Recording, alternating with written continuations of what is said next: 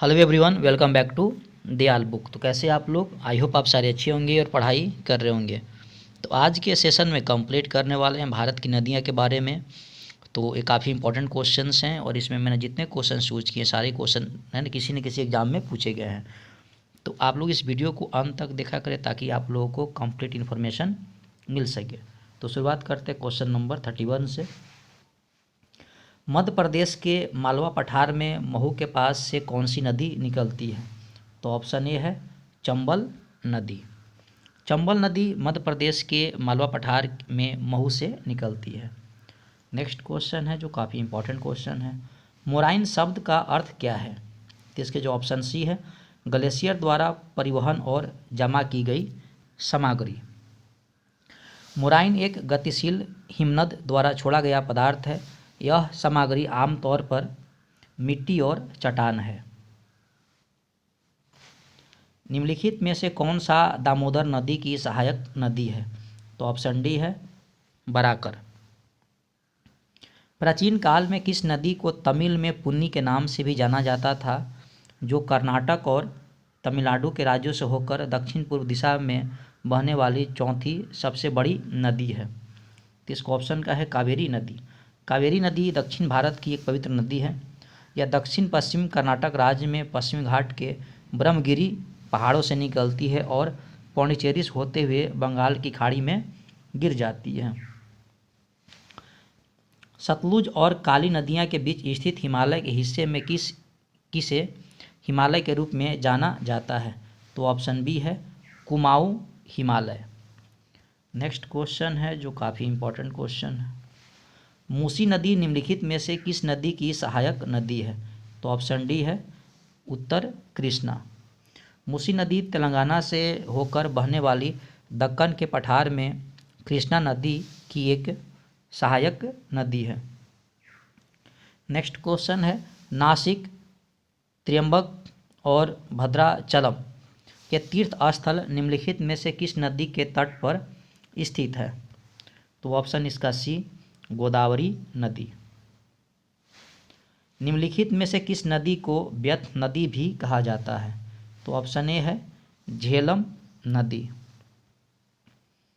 Next question है गंगा नदी के किस उत्तरी तट पर सहायक नदी काली गंडक और त्रिशूल गंगा नामक दो धाराओं से मिलकर बनी है? तो ऑप्शन सी है गंडक नदी। नेक्स्ट क्वेश्चन है जो काफ़ी इंपॉर्टेंट है। निम्नलिखित में से कौन सी एक प्रायद्वीपीय नदी है? तो इस क्वेश्चन का ऑप्शन है आपका ऑप्शन ए नर्मदा। नर्मदा एक प्रायद्वीपीय नदी है।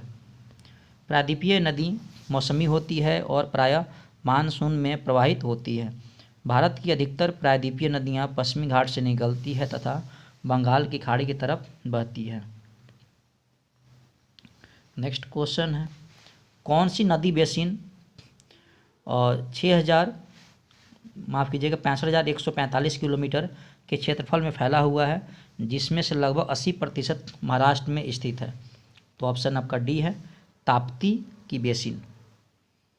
नेक्स्ट क्वेश्चन निम्नलिखित में से कौन सी नदी कश्मीर के दक्षिण पूर्वी भाग के वेरीनाग में झरने से निकलती है? झेलम नदी। झेलम नदी कश्मीर के दक्षिण पूर्व भाग के वेरीनाग में झरने से निकलती है। नेक्स्ट क्वेश्चन है जो काफ़ी इंपॉर्टेंट है। निम्नलिखित में से कौन सी नदी पश्चिम बंगाल और सिक्किम दोनों राज्यों से होकर बहती है?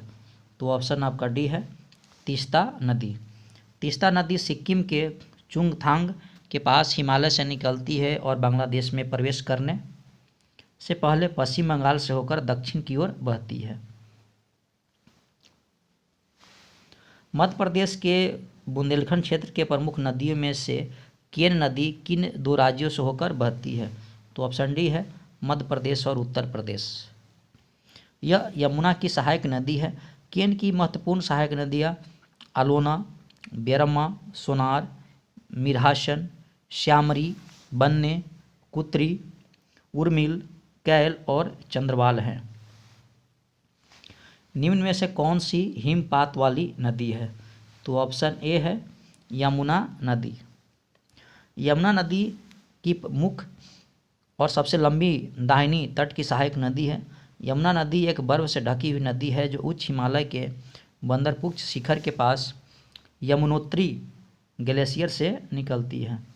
निम्नलिखित में से कौन सी गंगा नदी की एक सहायक नदी है? तो इस क्वेश्चन का आंसर होगा आपका घाघरा नदी। घाघरा नदी गंगा नदी की एक सहायक नदी है। यह तिब्बत श्वेत क्षेत्र, चीन के उच्च हिमालय से में कर्णाली नदी के रूप में उगती है और नेपाल के माध्यम से पूर्व दक्षिण पूर्व में बहती है। नेक्स्ट क्वेश्चन है जो काफ़ी इंपॉर्टेंट क्वेश्चन है।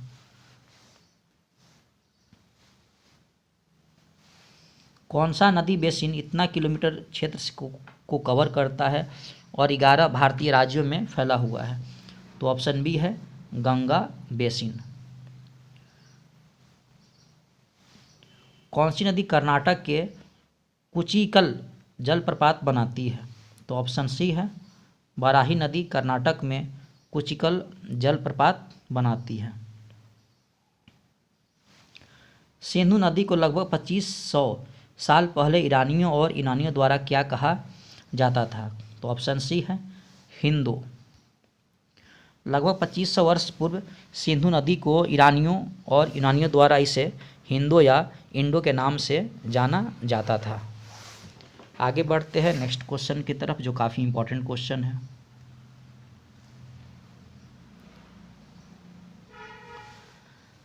केंद्रीय शिखर या गुंबद जैसी संरचना से अलग अलग दशाओं और धाराओं में प्रवाहित होने वाले कौन सी जल निकास पैटर्न बनाता है? तो ऑप्शन डी है अरिये, जिसे रेडियल पैटर्न भी कहते हैं। अरुणाचल प्रदेश में ब्रह्मपुत्र नदी को किस नाम से जाना जाता है? तो ऑप्शन सी है दिहांग। नेक्स्ट क्वेश्चन, निम्नलिखित में से किस नदी की सहायक नदियाँ दिहिंग नदी है? तो ऑप्शन सी ब्रह्मपुत्र। दिहिंग नदी को बूढ़ी दिहिंग और दिहोंग के नाम से भी जाना जाता है, जिसका अर्थ है चौड़ी नदी। दिहिंग नदी पूर्वोत्तर भारत के ऊपर असम में ब्रह्मपुत्र नदी के सबसे महत्वपूर्ण सहायक नदियों में से एक है। ब्रह्मपुत्र नदी का उद्गम कहाँ से होता है? तो ऑप्शन डी है कैलाश श्रेणी के चेमाईउडुंग ग्लेशियर से।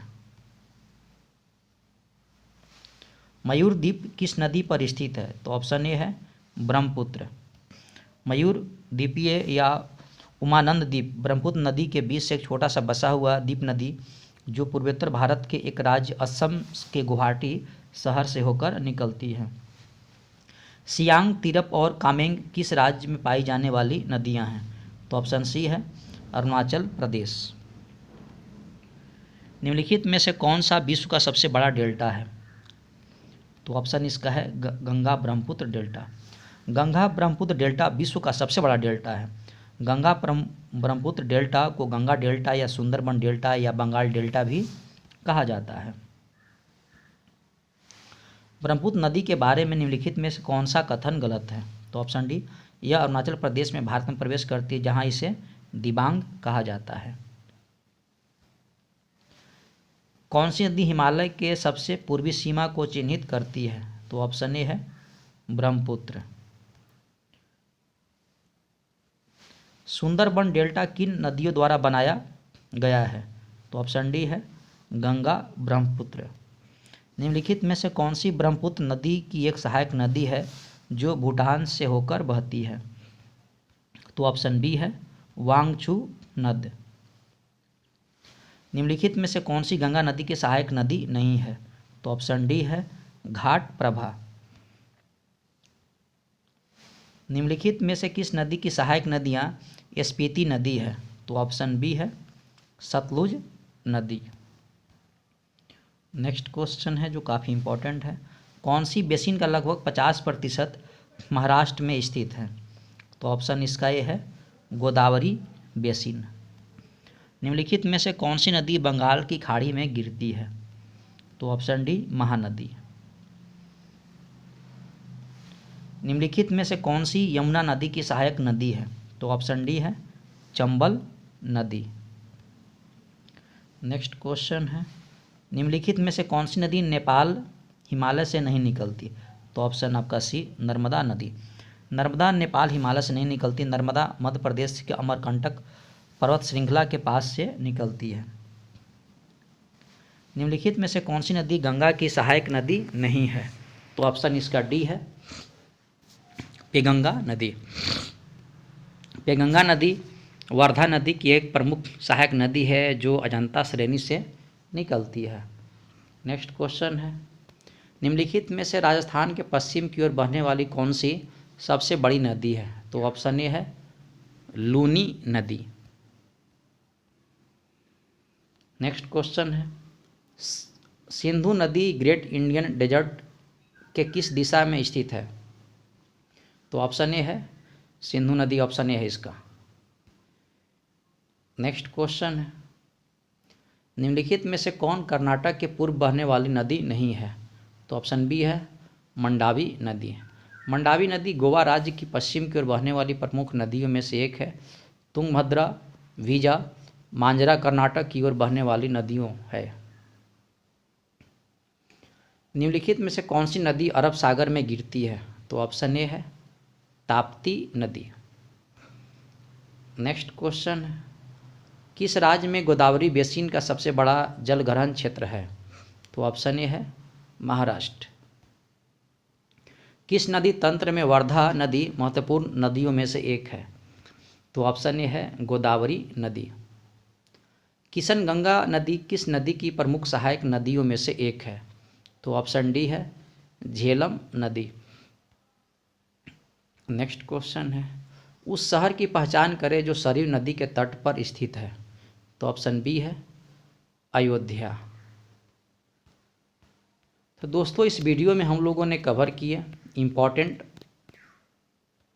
भारत के नदियाँ के बारे में, और इस वीडियो को आप लोग ऐसे ही सपोर्ट करते रहें और इस वीडियो को आप लोग शेयर भी करें ताकि कई लोग के पास पहुँचे। तो आई होप आपको वीडियो पसंद आया होगा, तो पसंद आया तो लाइक सब्सक्राइब शेयर करें ताकि मुझे मोटिवेशन मिले और आप लोगों के लिए मैं डेली ऐसे वीडियो बनाता रहूं। तो पढ़ाई करते रहें। All the very best. Thank you.